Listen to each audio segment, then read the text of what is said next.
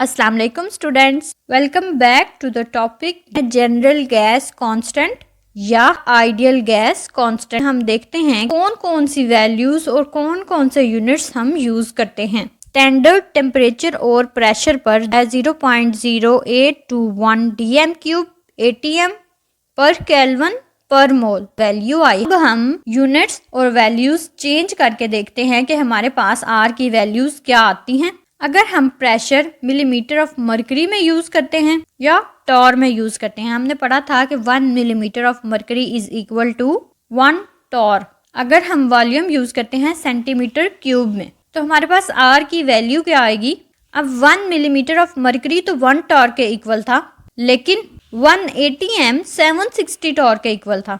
तो it means अगर हमने ATM को टॉर में कन्वर्ट करना है तो हमें उसको 760 से मल्टीप्लाई करना पड़ेगा। ये स्टेप बाय स्टेप बताया गया है। सबसे पहले हमने ATM को मिलीमीटर ऑफ मरकरी में कन्वर्ट किया, वॉल्यूम को dm³ में ही अभी रहने दिया है। जैसे कि ये साथ साथ हिंट्स भी दी गई हैं कि 1 millimetre of mercury is equal to 1 torr और 1 ATM जो है वो 760 टॉर के इक्वल था। यहाँ पर हमने वॉल्यूम को कन्वर्ट कर लिया है। वॉल्यूम को जब dm³ से cm³ में कन्वर्ट करते हैं तो हम उसको 1000 से मल्टीप्लाई करते हैं। तो हमारे पास जो आंसर आया है वो है 62,400 सेंटीमीटर क्यूब टॉर पर केल्विन पर मोल। मोल और केल्विन हमारे पास यही रहेंगे। हम टेम्परेचर को चेंज नहीं करेंगे और ना ही मोल्स को चेंज करेंगे। हम सिर्फ और सिर्फ वॉल्यूम और प्रेशर को चेंज कर सकते हैं। नेक्स्ट हम कहते हैं कि हम SI यूनिट्स अगर इसके बनाना चाहें तो हम कैसे बनाएंगे।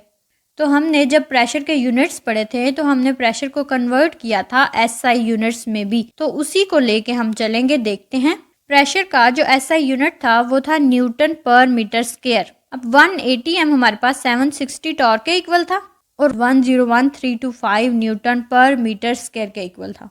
ये प्रेशर के लिए हम यूज करेंगे, ये हम वॉल्यूम के लिए यूज करेंगे metre cube. Number of moles हमारे पास 1 मोल ही है, टेम्परेचर भी हमारे पास वही है, प्रेशर हमारे पास 101,325 न्यूटन पर मीटर स्क्वायर है एंड वॉल्यूम जो है उसको हम मीटर क्यूब में कन्वर्ट कर रहे हैं। सो हम इसको डिवाइड कर देंगे 1000 से। तो हमारे पास जो आंसर आएगा वो है 0.022414 मीटर क्यूब। अब हम इसकी वैल्यूज पुट करते हैं और देखते हैं कि हमारे पास आंसर क्या आता है। हमारे पास ये आंसर आया है 8.3143। अब अगर हम इसके यूनिट्स को देखें तो मैंने ये पहले वैसे ही सारे यूनिट्स लिखे हैं समझाने के लिए। 3 हमारे पास मीटर प्रेजेंट है और -2। जब हम 3 - 2 करेंगे तो हमारे पास 1 मीटर बच जाएगा और बाकी सारे यूनिट्स हम वैसे ही लिख लेंगे। तो इसका यूनिट बन जाता है न्यूटन मीटर पर केल्विन पर मोल। अब हम कहते हैं कि हमारे पास 1 न्यूटन मीटर जो है वो 1 जूल के बराबर होता है। जूल जो है वो एनर्जी का यूनिट है और हमने जब डिफाइन किया था तो हमने यही कहा था कि ये एक एनर्जी की टर्म है।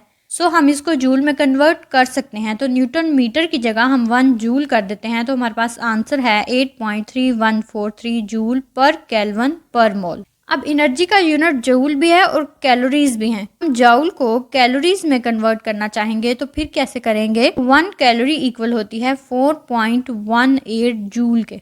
इट मीन्स कि अगर हम जूल को कैलोरीज में कन्वर्ट करेंगे तो हम उसको डिवाइड करेंगे। सो मैंने यहाँ पर डिवाइड भी किया हुआ है और आंसर आएगा 1.989 कैलोरीज पर केल्विन पर मोल।